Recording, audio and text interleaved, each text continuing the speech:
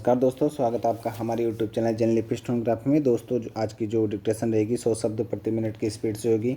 और दोस्तों जो ये मैटर मैं लिखा रहा हूँ ये पूरा का पूरा जो है अधीनस्थ बोर्ड पे जो है आधारित मैटर है। वहाँ पे जो है ऐसा ही मैटर इसे जो है लगभग इसी से मिलता हुआ मैटर आपको वहाँ देखने को मिलेगा। तो इसको आराम से लिखा करें और इसका अच्छे से अभ्यास किया करें, ठीक है दोस्तों। तो चलिए स्टार्ट करते हैं आज की डिक्टेशन को। और यदि आप चैनल पर नए हो तो चैनल को सब्सक्राइब और शेयर ज़रूर करें, क्योंकि आपको यहाँ पे बिल्कुल फ्री में शॉर्ट हैंड की स्पीड बढ़ाने की नई नई टिप्स और ट्रिक मिलती रहती है, ठीक है दोस्तों। तो चलिए स्टार्ट करते हैं। डिक्टेशन स्टार्ट होगी 3 सेकंड बाद। भारत की विदेश नीति का उद्देश्य यह रहा है कि अरणागत बलिदानों से अर्जित हमारी स्वाधीनता चिरंजीवी रहे, हमारी अखंडता तथा एकता अक्षुण्ण रहे और अपने देश में अपनी प्रकृति, प्रतिभा तथा परंपरा के आधार पर अपना वर्तमान और भविष्य गढ़ने का हमारा अधिकार सुरक्षित रहे।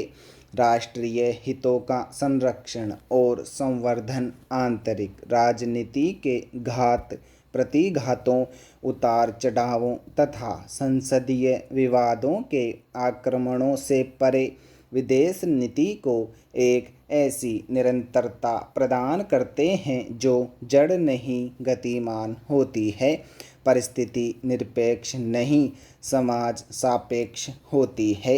इसलिए राजनीति में कोई स्थायी मित्र या स्थायी शत्रु नहीं होता। स्थायी होता है तो केवल राष्ट्रीय हित। भारत विकासशील राष्ट्र है, उसे विकास के सोपानों पर चढ़कर अपनी समृद्धि करनी है। इसलिए उसे चाहिए विश्व शांति। विश्व शांति के लिए चाहिए राष्ट्रों के बीच मेल मिलाप, विश्वास और सहयोग की भावना का संवर्धन। इससे राष्ट्रों के बीच तनाव दूर होंगे, संघर्ष का खतरा टलेगा।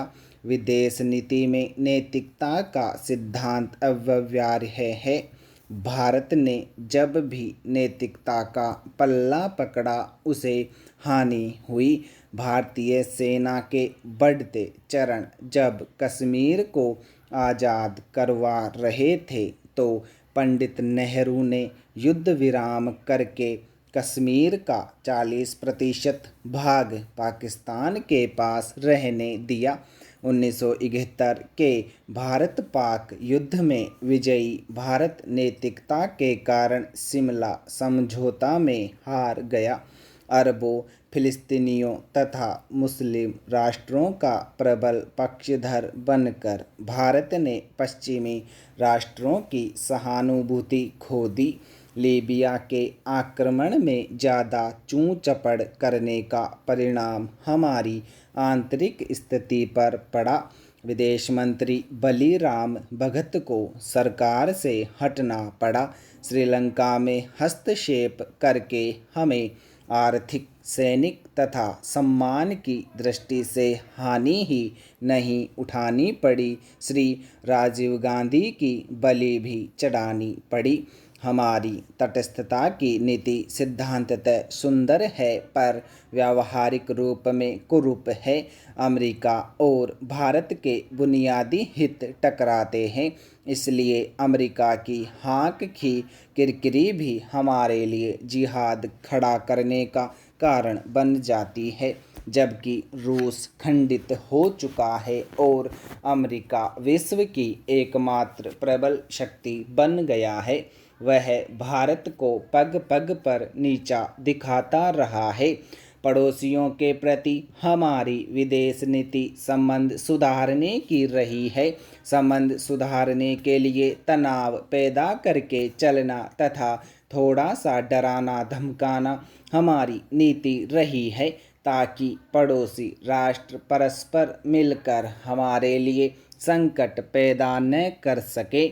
यह नीति भी असफल रही। पाकिस्तान, श्रीलंका, बांग्लादेश, नेपाल सभी पड़ोसी देशों से हमारे संबंध बिगड़ते चले गए।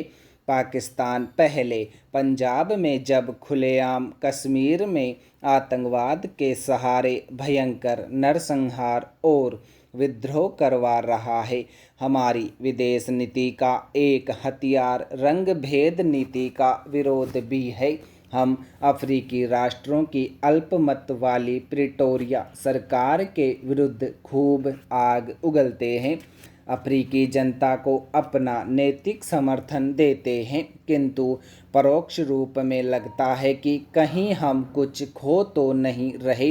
राष्ट्रीय खेलों के आयोजन के लिए सियोल सम्मेलन में अफ्रीकी तथा कैरिबियाई राष्ट्रों ने भारत को वोट नहीं दिए और भारत हार गया। विदेश नीति की दूसरी असफलता है विदेश व्यापार में असंतुलन। आयात और निर्यात में सैकड़ों करोड़ के अंतर ने देश की अर्थव्यवस्था को चौपट कर दिया है। ऊपर से ओढ़ी हुई बहुराष्ट्रीय कंपनियों की चादर भारत के व्यापार को रसातल में पहुंचा देगी। भारत पर विदेशी ऋण उसके सम्मान को चोट पहुंचा रहा है, स्वाभिमान को गिरवी रख रहा है। ब्रिटेन से वेस्टलैंड हेलीकॉप्टर और हरमीज विमान वाहक युद्धपोत की खरीद का सौदा हमारी दोषपूर्ण विदेश व्यापार नीति का प्रत्यक्ष प्रमाण है। वाजपेयी सरकार आने के बाद विदेश नीति में काफ़ी परिवर्तन आया। आज विश्व में भारत की विदेश नीति का महत्व सने सने बढ़ा। विदेश पिछले 52 वर्षों में पहली बार अमेरिका ने भारत के साथ गंभीरता से बातें की। अमेरिका के साम्राज्यवाद का भूत पूरे जोर शोर से उतारा गया और विदेश नीति जसवंत सिंह ओझा थे। जिस सितंबर 2000 में प्रधानमंत्री अटल जी की अमेरिका यात्रा इसका प्रमाण है।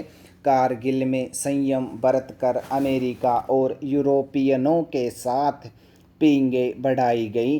पुरानी दुहाई देकर रूस से संबंध विकसित हुए। जापान जैसा समृद्ध राष्ट्र भारत से संबंध बढ़ाने को तत्पर हुआ। केवल एक ही वर्ष सन 2000 में अमेरिका के राष्ट्रपति क्लिंटन, रूसी राष्ट्रपति पुतिन तथा विश्व के अनेक राष्ट्राध्यक्षों तथा प्रधानमंत्रियों का भारत में आगमन भारत की विदेश नीति की महत्वपूर्ण सफलता है। अमिताभ भट्ट के शब्दों में भारत की विदेश नीति नैतिकता परक राजनीति से व्यावहारिक राजनीति की ओर बढ़ रही है। विदेश मंत्री जसवंत सिंह के शब्दों में राष्ट्र की राष्ट्रीय स्मृति दोबारा प्राप्त कराना ही विदेश नीति का काम है। परिणामतः कई देशों में भारत की छवि निखरी है और कई दोस्त बन रहे हैं। विश्व शांति संसार की समृद्धि और प्रगति की सूचक है। मानव कल्याण के लिए नित्य प्रति चिंतन और अन्वेषण का उद्गम है। विश्व के राष्ट्रों में परस्पर प्रबल सहयोग की कामना है। विकासशील देशों के अपने पांव पर खड़े होने की सहायता की शर्त है। नए नए शस्त्रों की खोज और निर्माण का कारण है। औद्योगिक प्रगति और हरित क्रांति का माध्यम है। भारत वैदिक काल से ही सर्वे भवन्तु सुखिनः सर्वे सन्तु निरामया की कामना करता आया है। वसुधैव कुटुंबकम उसका सिद्धांत वाक्य है। अहिंसा का वह प्रचारक है। त्याग और परोपकार की भावनाएं उसकी गुट्ठी में मिले हैं। कर्णोवंतो विश्वमार्यम उसका लक्ष्य है। भारत विश्व शांति का प्रबल समर्थक है। विश्व के किसी भी भाग में युद्धरत देशों के मध्य वह संधि करवाने के लिए सदा तत्पर रहता है। भारत राष्ट्रों के मतभेदों को वार्ता द्वारा निपटाने का पक्षपाती है।